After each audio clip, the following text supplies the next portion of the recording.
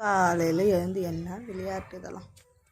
அடுப்பு பற்ற வச்சு தண்ணியை காய வச்சு அடடடடடா என்ன பாடுபடுத்துகிறானுங்க. தோட்டத்தை எல்லாம் க்ளீன் பண்ணணும்.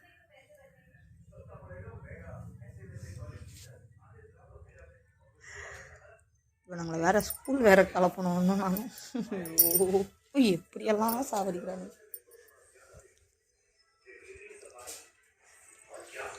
என்னப்பா கிளம்பிட்டீங்களா?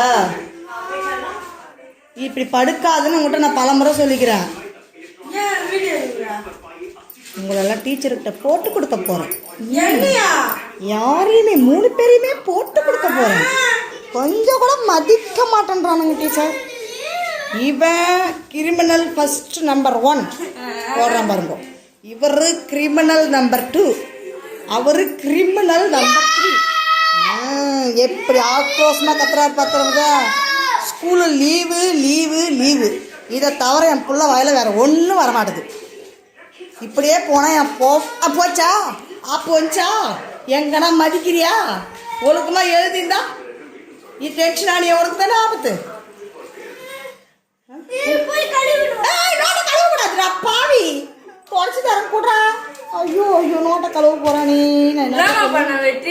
சாப்பாட்டில் போட்டான். இப்படியெல்லாம் ஒரு போர்க்காலம் கொடுத்தா நான் என்ன பண்ணுவேன்? இன்னைக்கு என்னடா லீவு பார், நேத்தே நீ லீவ் போட்டு என்ன ஏமாத்தன. இன்னைக்கு ஏதாவது பண்ணன்னு வச்சுக்க, அவ்வளோதான்.